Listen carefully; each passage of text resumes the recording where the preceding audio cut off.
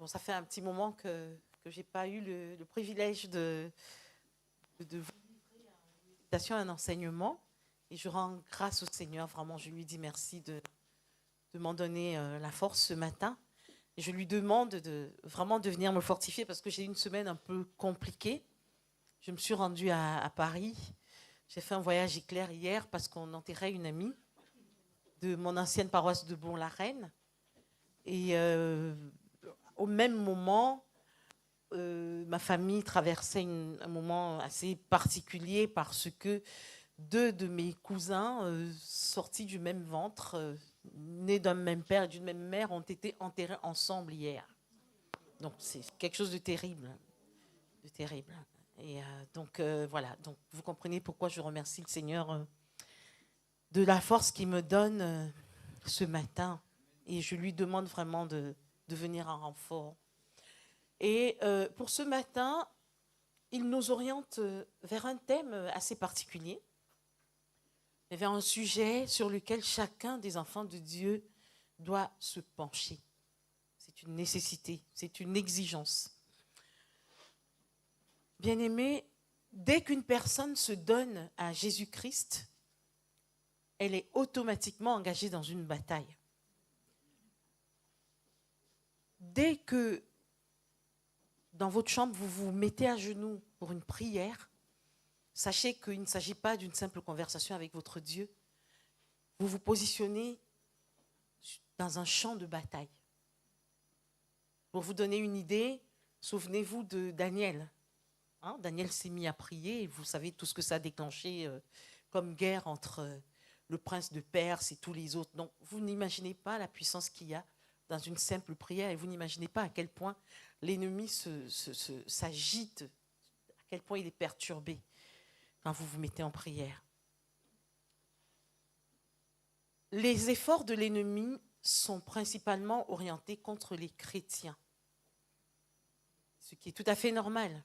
L'ennemi n'a pas besoin de perdre son temps à pourchasser ceux qui sont déjà tombés dans son camp. Donc ça fait que l'essentiel de son énergie, de ses efforts, il va les orienter contre les enfants de Dieu, ceux qui ont proclamé que Jésus-Christ était leur Seigneur. Et je commence ce matin par une question. Qui est cet ennemi? Bien-aimé, as-tu une connaissance réelle de qui est ton ennemi?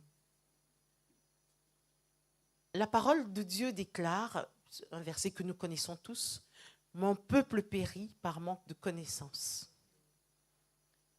Oui, l'ignorance détruit. L'ignorance est un danger.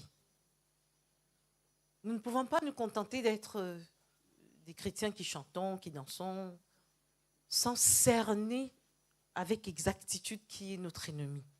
Amen. Chacun de nous doit connaître bien sûr les droits qui sont liés à son statut d'enfant de Dieu.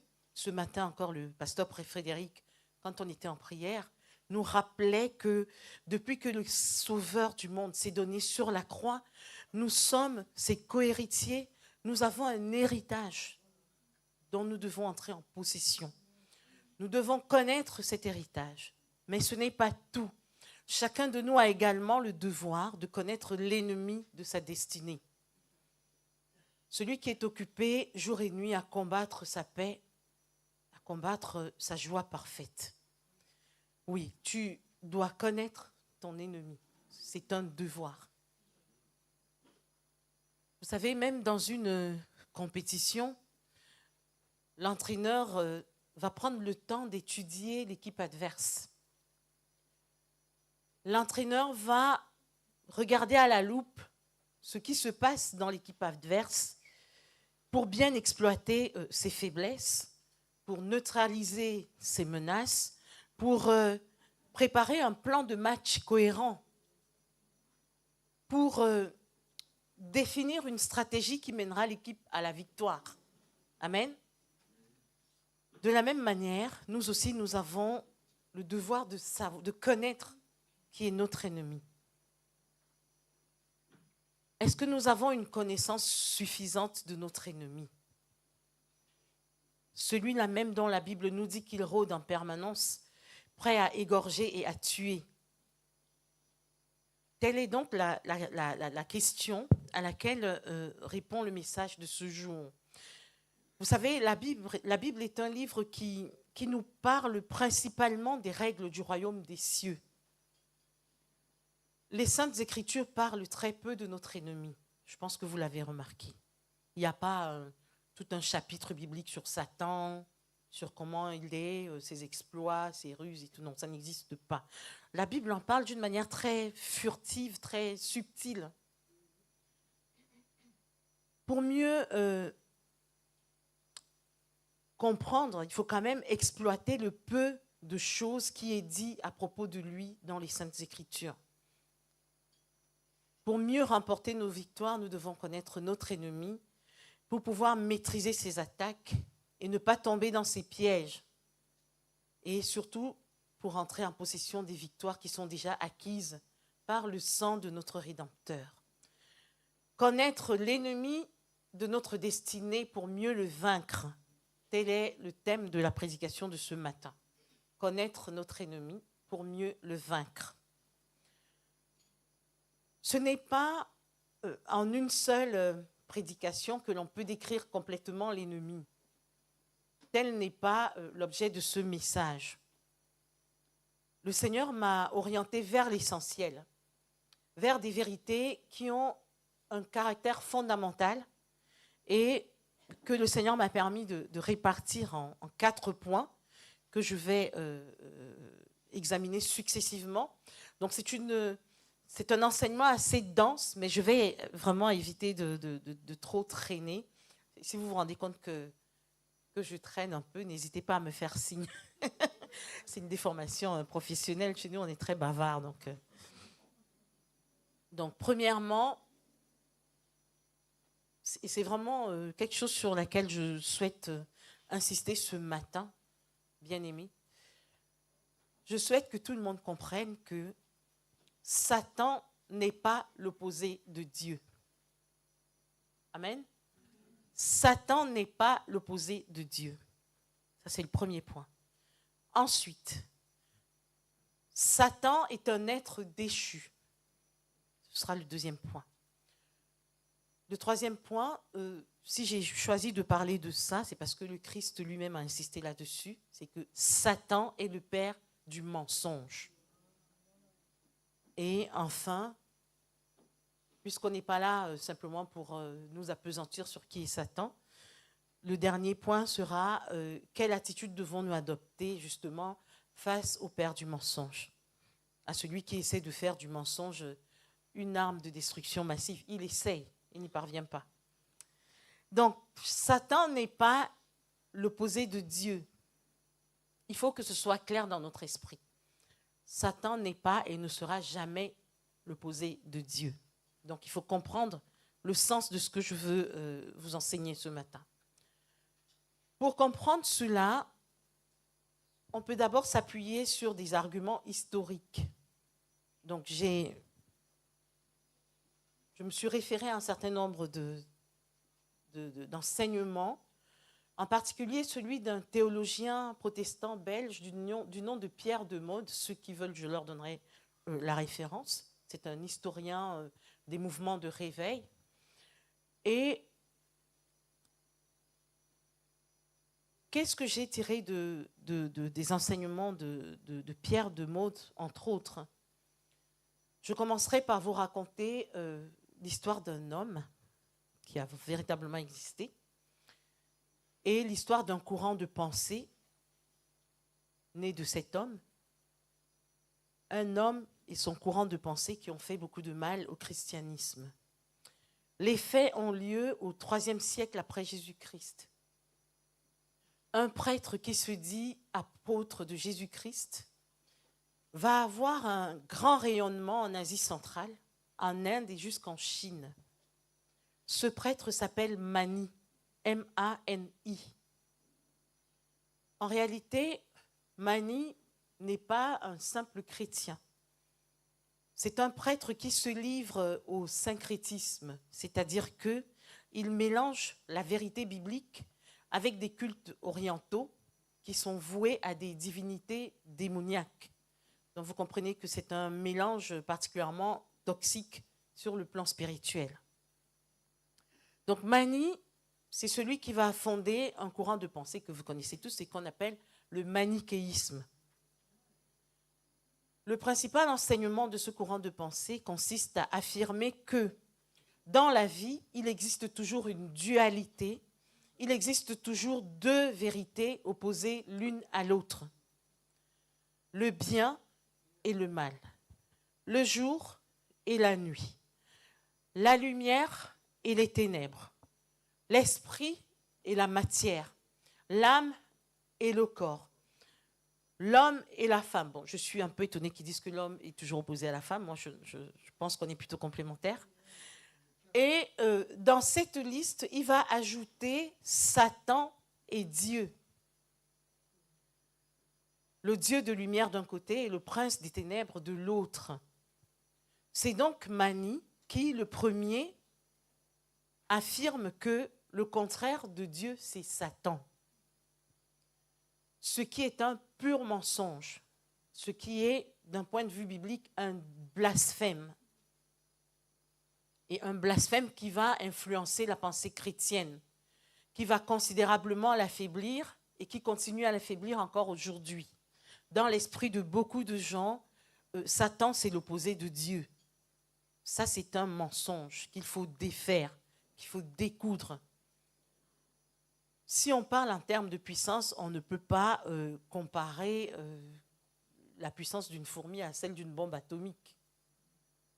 Étant entendu que Dieu est encore plus fort qu'une bombe atomique. Le manichéisme sera d'ailleurs condamné par l'Église au IVe siècle. Mais aujourd'hui encore, nous tombons facilement dans le piège qu'il a façonné. D'où la nécessité de vous préciser une chose, c'est que Satan ne sera jamais l'opposé de Dieu pour une raison simple. Satan est une créature. On ne peut pas considérer qu'une créature est l'opposé du Créateur. Amen. Satan n'est pas l'opposé de Dieu. Comment pouvons-nous mesurer une créature à son Créateur? Satan ne peut pas être mesuré à Dieu. Les chrétiens doivent arrêter d'attribuer à Satan une puissance qu'il ne possède pas bibliquement. Si tu regardes, bien-aimé, si tu regardes le contenu de la Bible, tu comprendras qu'elle raconte principalement le royaume de Dieu. Elle enseigne les préceptes pour appartenir au royaume de Dieu. La Bible n'est pas un livre écrit contre Satan. Il n'en vaut pas la peine. La Bible n'est pas un livre écrit, orienté principalement contre Satan, non.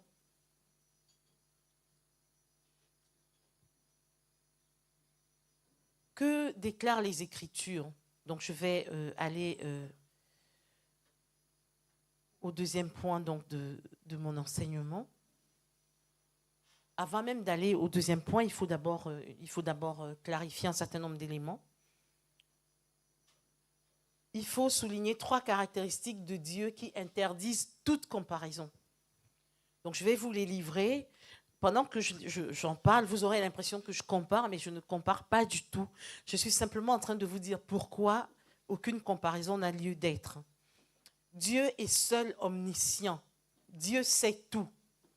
Alors que l'ennemi a une connaissance qui peut quelquefois paraître supérieure à celle des hommes. Ce qui est normal, c'est un être spirituel, mais il s'agit d'une connaissance infiniment inférieure à celle de Dieu.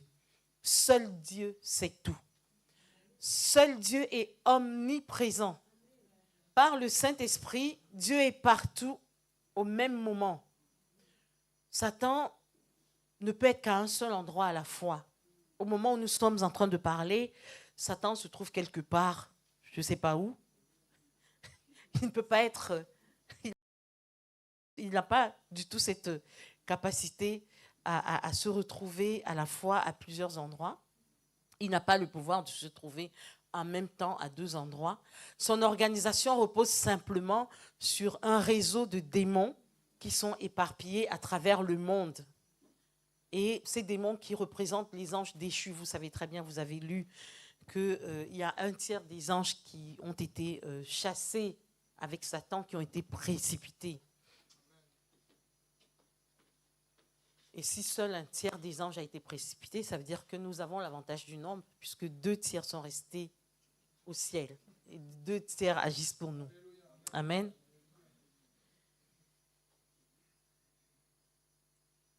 Seul Dieu est omnipotent. Seul Dieu est tout-puissant. Satan n'agit que dans les limites permises par Dieu. Et la principale illustration sera dans le livre de Job. Vous vous souvenez que Satan demande la permission à Dieu de tenter Job, de l'éprouver. Donc, nous devons chasser de notre esprit l'idée selon laquelle Satan est l'opposé de Dieu. L'inégalité de puissance est infinie. On ne peut pas comparer une goutte d'eau à l'océan. À plus forte raison, celui qui a fondé les océans. Si dans notre esprit, nous considérons Satan comme l'opposé de Dieu, nous sommes complètement dans l'erreur. Satan n'est pas un anti-Dieu. Nous devons cesser de lui donner un honneur qu'il est loin de mériter. Donc maintenant, j'évolue vers le deuxième point de cet enseignement, qui est Satan, selon les rares passages bibliques qui le concernent. Premièrement, Satan, c'est un être déchu. Amen. Tout le monde le sait. Dieu merci, tout le monde le sait. Mais il faut le souligner ce matin. La Bible nous dit clairement que Lucifer, ange de lumière, s'est rempli d'orgueil et d'iniquité et qu'il a été chassé du ciel. Je ne sais pas si vous... En fait, c'est un personnage qui a été fabriqué par l'orgueil et par l'iniquité. C'est un ange qui s'est laissé habiter par l'orgueil et par l'iniquité. Donc, c'est vraiment l'orgueil.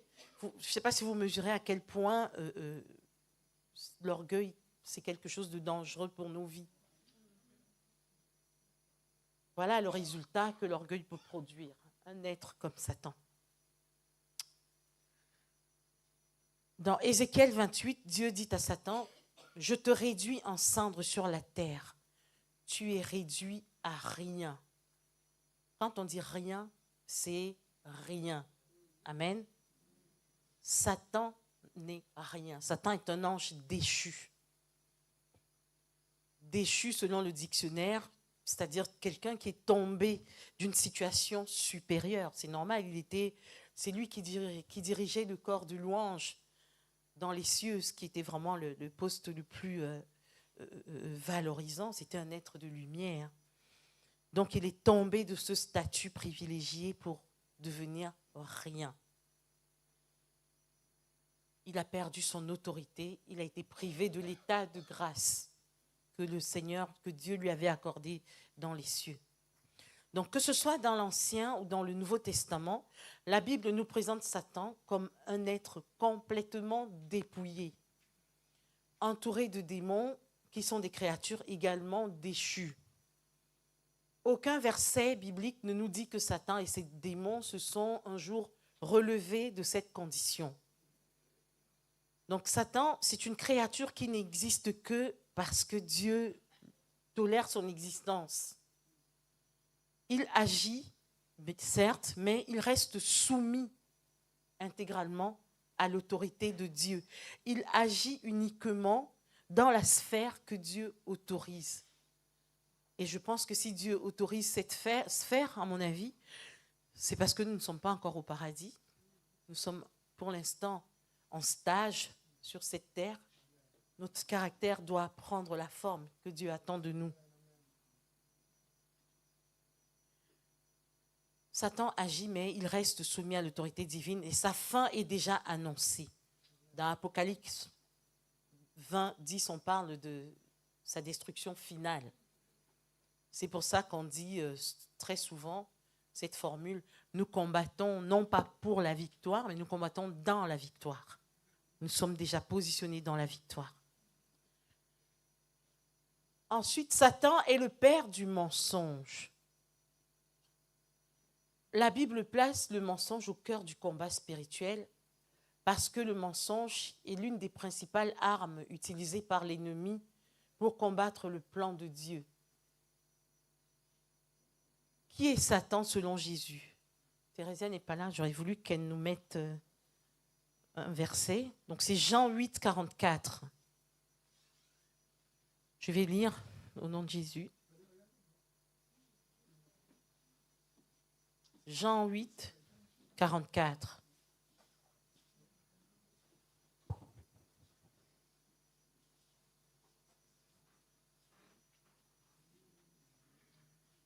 Dans la version 8 secondes, Ryan.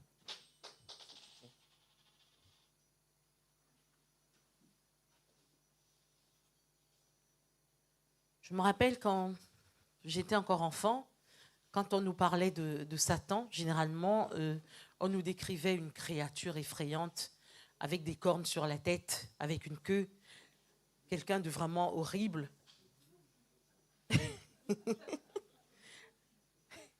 Et Jésus n'a pas pris cela pour décrire Satan. Jésus nous a livré une clé. Jean 8, verset 44. Vous avez pour père le diable et vous voulez accomplir les désirs de votre père. Il a été meurtrier dès le commencement et il ne se tient pas dans la vérité parce qu'il n'y a pas de vérité en lui. Lorsqu'il profère le mensonge, il parle de son propre fond, car il est menteur et le père du mensonge. Amen. Donc Jésus nous dit simplement, Satan, c'est le père du mensonge.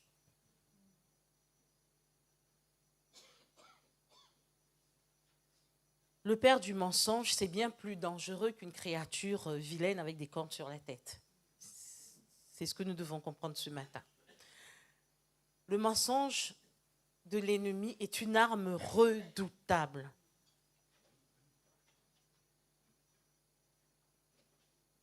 Mon peuple périt par manque de connaissances. Le mensonge est une arme redoutable.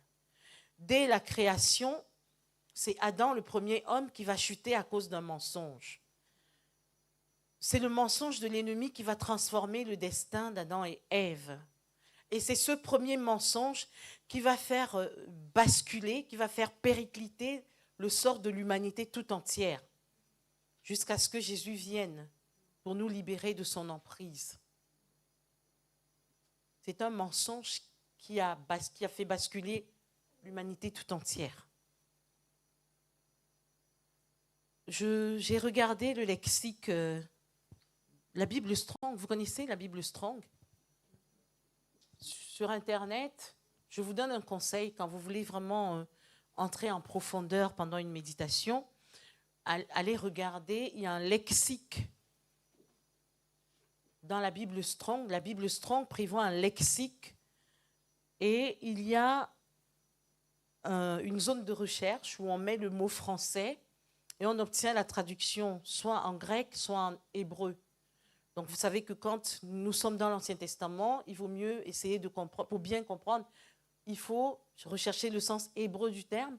Et quand nous sommes dans le Nouveau Testament, il faut rechercher le nom en grec. Je pense que ça, le pasteur Frédéric nous a enseigné là-dessus longuement. Donc, en grec, le mot mensonge se dit pseudo. Ça, vous connaissez, c'est un mot que vous connaissez. Quand vous dites oui, c'est un pseudo, voilà, qui signifie mensonge, mensonger. Mais ça se dit aussi dolos, qui signifie ruse, fraude, trompeuse parole. Et maintenant, en hébreu, puisque Satan existe depuis l'Ancien Testament, le mot mensonge se dit récha, et récha a beaucoup de significations. Dedans, il y a l'idée de méchanceté, impie, injustice, le mal, des actions coupables, la méchanceté en tout cas.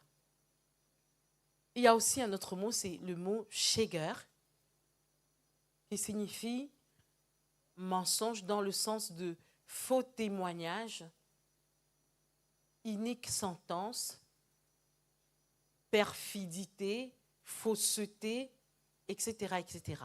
Bref, tout l'équipement qu'il faut pour tromper les enfants de Dieu, pour les amener à quitter le plan de Dieu pour leur destinée. Vous savez, quand quelqu'un vous trompe et que vous lui faites confiance, vous ne savez pas qu'il vous trompe, c'est très, très dangereux. Parce que vous êtes totalement à sa merci. Les Camerounais connaissent la formule. C'est quand on ne sait pas qu'on est en danger, qu'on est vraiment en danger.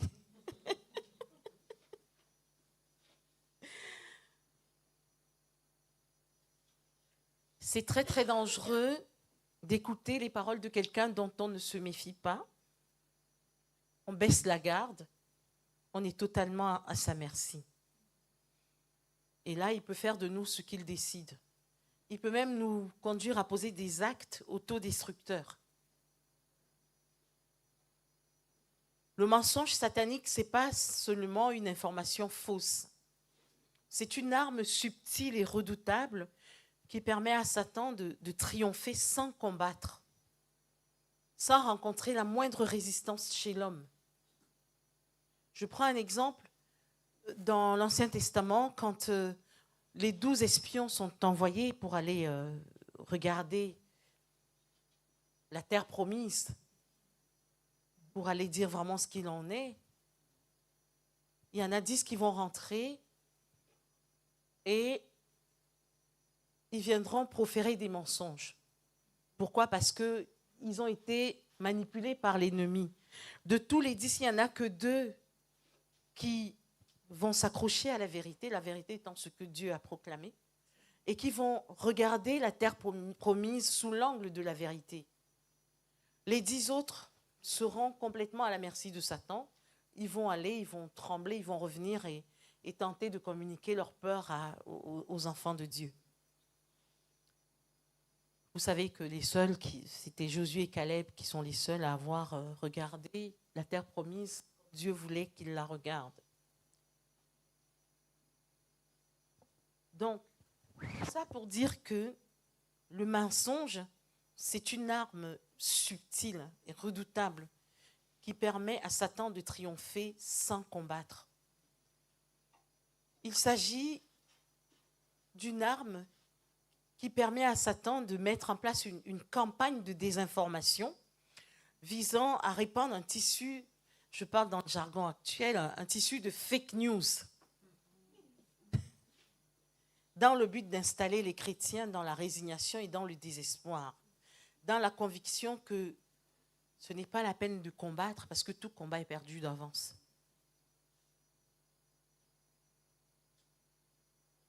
Toute la puissance de Satan repose sur un mensonge, sur sa capacité à nous faire croire ce qui n'est pas vrai.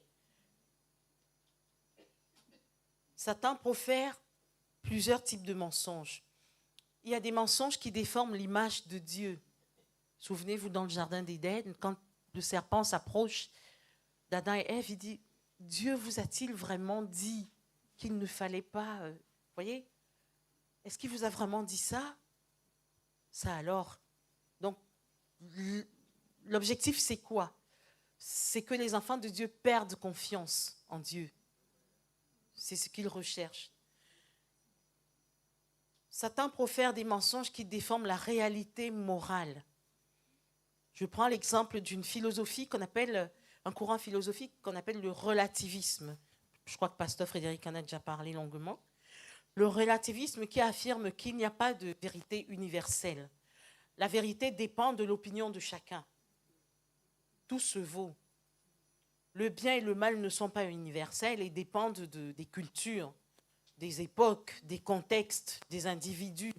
Donc, vous voyez, on donne l'impression d'un courant philosophique tolérant qui valorise tout le monde, mais en réalité, c'est vraiment quelque chose de très, très dangereux. Satan profère des mensonges qui infiltre la foi chrétienne. Dans 1 Timothée 4, Ryan, 1 Timothée 4, versets 1 à 2.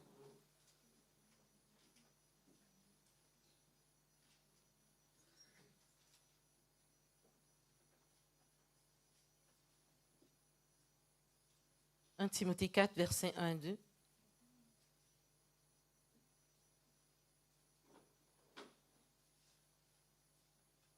Ici, l'apôtre Paul nous prévient. Il dit, mais l'Esprit dit expressément que dans les derniers temps, quelques-uns abandonneront la foi pour s'attacher à des esprits séducteurs et à des doctrines de démons, par l'hypocrisie de faux docteurs, portant la marque de la fissure dans leur propre conscience. De même, dans Matthieu 24, 24 aussi,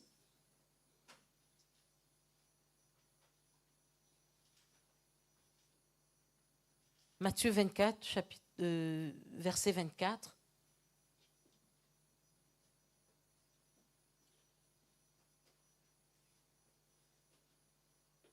Il est dit, car il s'élèvera de faux Christ et de faux prophètes. J'ai entendu, il me semble que c'est Jocelyne qui nous a dit une fois qu'il y a un faux Saint-Esprit. Donc, il s'élèvera de faux Christ, de faux prophètes. Ils feront de grands prodiges et des miracles, au point de séduire, s'il était possible, même les élus. Donc, vous voyez, Satan profère des mensonges qui infiltrent la foi chrétienne, qui polluent la foi chrétienne. Il y a des mensonges qui déforment notre identité d'enfant de Dieu. Ici, dans cette catégorie, Satan fait énormément de ravages dans la vie des enfants de Dieu. Satan provoque de graves blessures dans les cœurs. Vous savez, il y a des blessures que l'on voit, des cicatrices sur la peau, des traces dans le corps, mais il y a d'autres blessures. Il y a d'autres blessures bien plus profondes.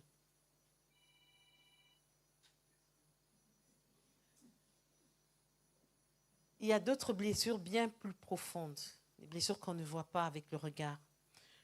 Ce sont des blessures qui se logent dans le cœur, qui se logent dans la pensée. Ce sont des blessures qui, parfois, malmènent les enfants de Dieu pendant des années, quelquefois même pendant toute leur vie. Et très souvent, ces blessures viennent d'un mensonge. Un mensonge qu'on a entendu un jour, peut-être quand on était enfant, peut-être quand on traversait un moment de faiblesse, peut-être quand on connaissait une saison difficile. On a, quelques-uns parmi nous ont entendu « Où est ce Dieu? Dieu ne t'aime pas. » Très souvent, j'entends des personnes qui se croient très intelligentes dire « Oui, si Dieu existait, pourquoi y a-t-il autant de mal ?» On entend souvent des personnes se dire « Tu n'es pas digne. » Quelquefois, on te dit « Tu n'es pas digne. » Quelquefois, on te dit « Dans ta situation, il n'y a plus d'espoir. » Très souvent, on le dit à des personnes malades. Ça, c'est très, très dur. Il n'y a plus d'espoir. Je ne sais pas si les médecins réalisent à quel point, mais ce qui me rassure, c'est que depuis quelque temps, j'ai constaté qu'il y avait un effort du corps médical pour soigner la communication aux malades. Moi, j'ai un témoignage quand ma tante a été malade. À un moment donné, on m'a appelé pour me dire que voilà, il fallait que je choisisse un établissement en soins palliatifs. Le médecin me dit, mais vous savez, mais pourquoi vous avez peur d'aborder ce sujet? Mais dites à votre tante qu'elle va mourir. Elle a peut-être des choses à vous dire, elle a peut-être des choses à partager avant de partir. Moi, j'ai entendu des choses terribles. Il n'y a plus d'espoir. Refusez qu'on vous dise qu'il n'y a plus d'espoir. Quelle que soit la situation, c'est Dieu qui a le dernier mot. Quelle que soit la situation, quelle que soit l'épreuve, quelle que soit la difficulté, il y a des personnes qui fuient l'Église parce que elles entendent des voix qui leur disent « ton péché est trop grave pour être pardonné ». J'en ai connu des personnes qui n'osaient pas parce qu'elles se sentaient souillées, se sentaient « ton péché est trop grave pour être pardonné ». J'ai entendu des « tu ne vaux rien ». Tu ne réussiras jamais. Et là encore, j'ai un exemple, c'est celui d'une amie. Quand j'étais en région parisienne, une fille, très belle fille, une Française, très intelligente, très drôle. Mais alors, cette fille allait à chaque fois qu'elle passait un entretien, elle était recrutée tout de suite, tellement elle était convaincante, charmante. Mais au bout de quelques semaines, elle se faisait remercier. Mais vraiment, ça m'a marqué. En une année, elle pouvait être recrutée par 5 entreprises en une année. Mais à chaque fois, on la remerciait. Avec un père qui a passé son temps à lui dire « Tu ne vaux rien. Ma pauvre, tu ne réussiras jamais. » Une fois, devant moi, je l'ai entendu lui dire « Ah ben dis donc, tu croyais vraiment que tu allais réussir ça? Toi? » Oui, oui, oui. J'ai entendu, et ça fait plus de 20 ans que je ne l'ai pas vue. Et dernièrement, ça m'a vraiment marqué. Il y a eu une émission à la télé. Je ne regarde pas beaucoup la télé. Je n'ai pas le privilège de pouvoir regarder la télé autant que je voudrais. Mais par hasard, je tombe sur une émission. Ça s'appelle un dîner parfait ou quelque chose comme ça. Un dîner presque parfait. Voilà, c'est ça. Et là, je découvre cette amie parmi les candidats. Et donc, c'est une compétition dans le savoir accueillir, savoir cuisiner, savoir tenir un intérieur. Même dans une compétition comme celle-là, elle était la dernière. Elle était la dernière. C'est vraiment quelque chose de terrible. Ce père-là, qui est tout le temps en train de lui dire « Tu ne vaux rien, tu ne feras jamais rien de ta vie. Mais tu es une ratée, ma pauvre. Tu es une ratée. » Vous savez que le mensonge le plus dangereux pour nous, c'est celui que nous accueillons et qui devient notre vérité, qui devient le socle sur lequel nous nous construisons. Donc, de manière générale, le mensonge a de graves conséquences sur nos vies. Tout à l'heure, Pasteur Frédéric parlait de l'héritage glorieux des enfants de Dieu. La conséquence du mensonge, justement, c'est de nous priver de notre héritage.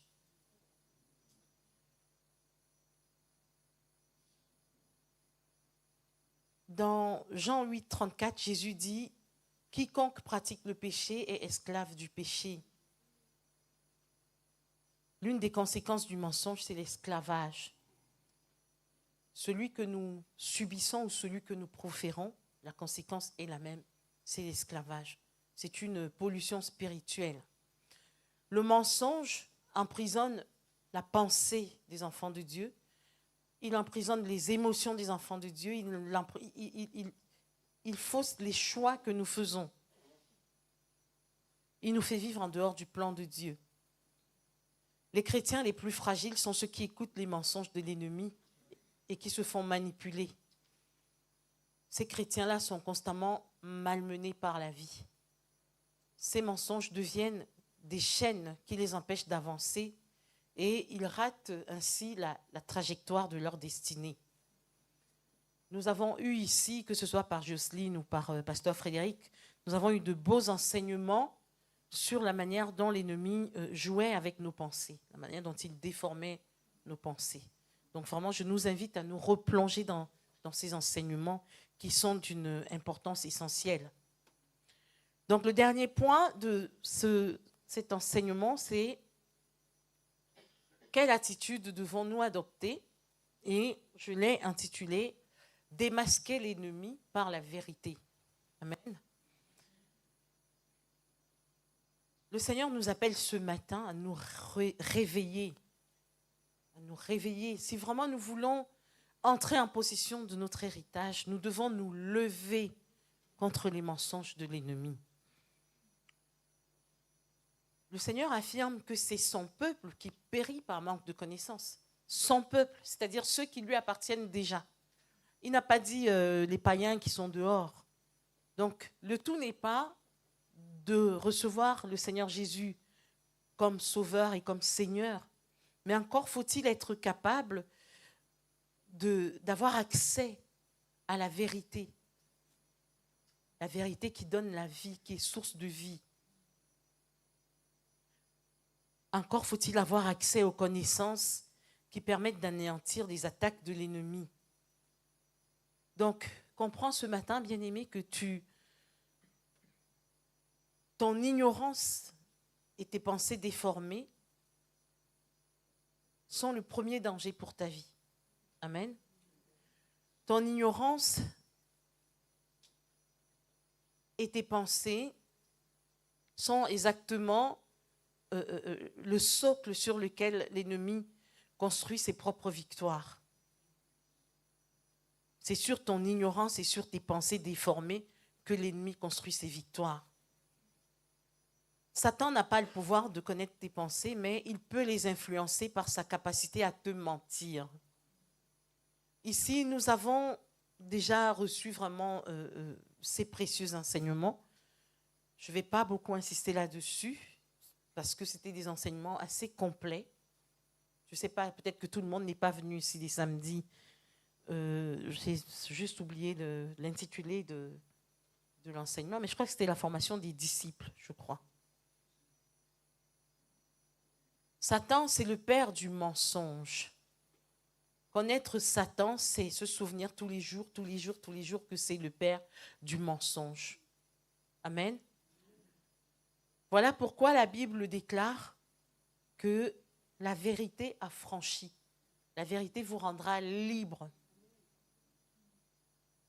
La Bible nous invite à nous revêtir de la ceinture de la vérité. Vous connaissez tous l'armure du combat spirituel. Hein, on parle du zèle de l'évangile. Est-ce que vous pouvez, qui peut me dire, me citer les principales armes du combat spirituel?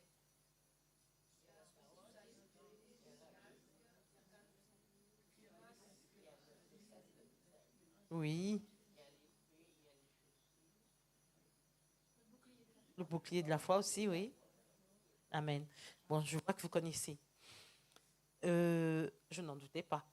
Ce matin, donc, dans cette armure, pour se lever contre les vérités mensongères de l'ennemi, le Seigneur nous invite à revêtir la ceinture de la vérité. Donc ça, c'est tout un enseignement. Pourquoi parle-t-on de ceinture de la vérité?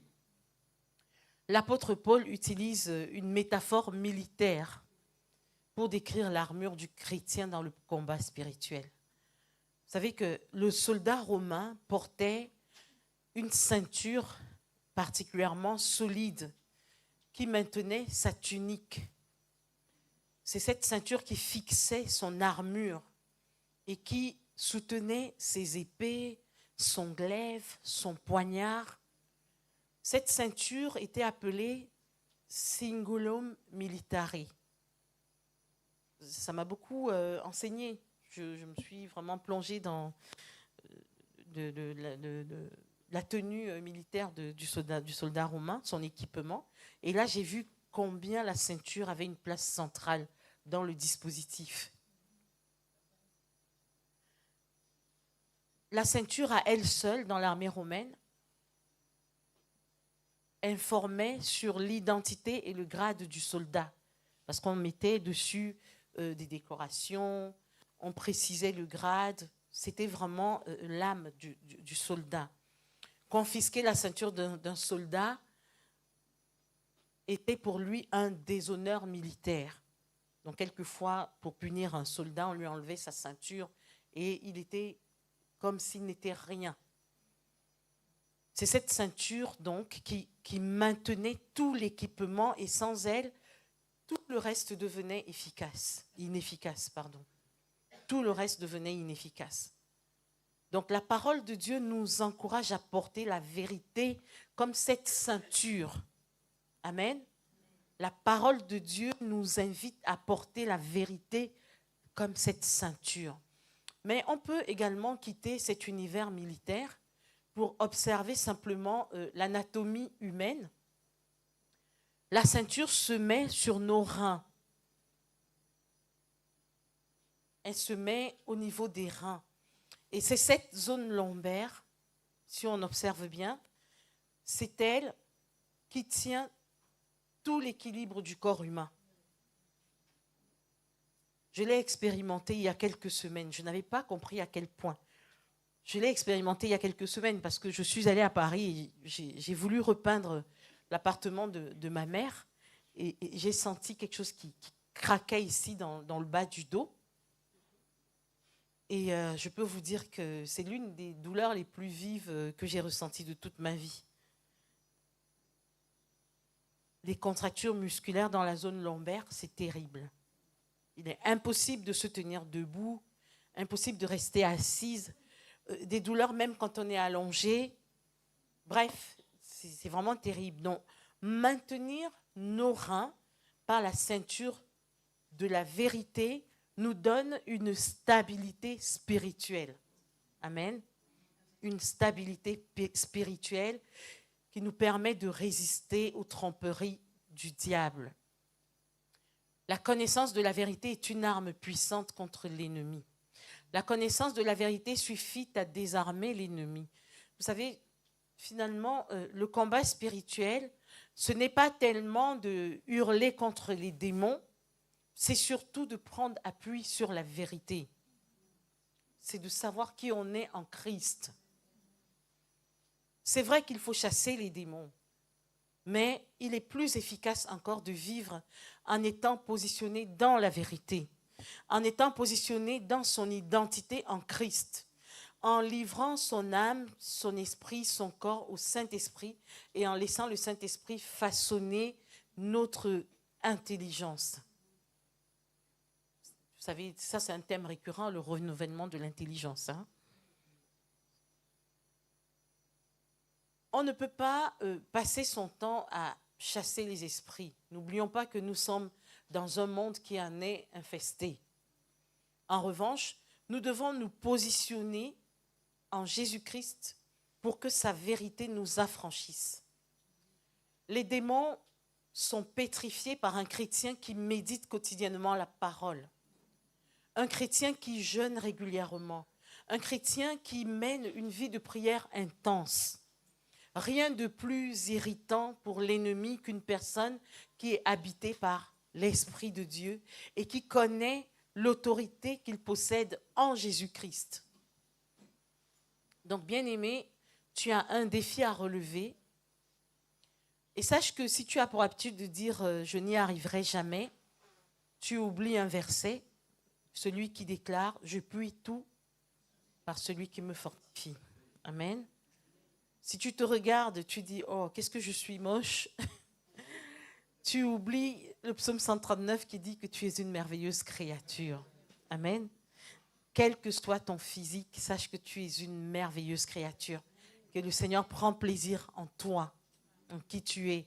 Il t'a façonné tel que tu es. Tu as ta place. Tu n'es pas interchangeable avec quelqu'un d'autre.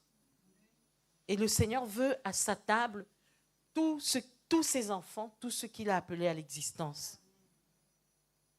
Ton Dieu t'aime et il prend plaisir en toi, tel que tu es.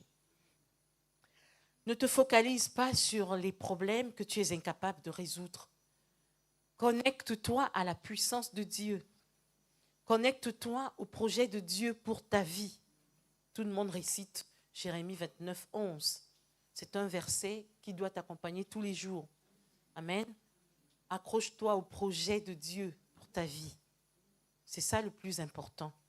Le plus important, ce n'est pas les petits projets que tu construis toi-même. Le plus important, c'est de dire à chaque fois, Seigneur, toi qui m'as appelé à l'existence, est-ce que ma vie colle au projet qui était le tien? quand tu m'as appelé sur cette terre. Et cesse de multiplier des proclamations qui récupèrent les mensonges de l'ennemi. Il y a un passage biblique où Jésus dit « Vos paroles me fatiguent ». Cesse de proclamer des choses, cesse de proclamer des mensonges de l'ennemi qui sont contraires à la parole, qui sont contraires à la promesse que tu as reçue de Dieu. Mets un terme à ces comportements qui te rendent vulnérable. Mon peuple périt par manque de connaissances. Satan agit sur un terrain que tu as toi-même préparé par ton ignorance, par ton incapacité à t'approprier les vérités bibliques.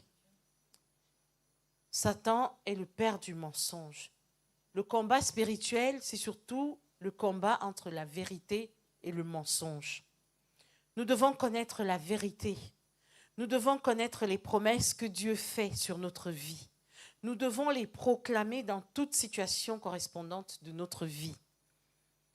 Donc, tu n'es pas tellement appelé à chasser l'obscurité, tu es plutôt appelé à allumer la lumière divine qui t'installe dans la vérité et qui désarme l'ennemi. Notre victoire est garantie lorsque nous confrontons le mensonge de l'ennemi à la lumière de la vérité. Et dans Philippiens 4, Paul nous dit « Portez vos pensées sur tout ce qui est vrai, tout ce qui est honorable, tout ce qui est juste. » Oui, portez vos pensées sur la vérité. Tel est le choix de la vie de chaque chrétien. C'est le choix auquel nous sommes tous appelés.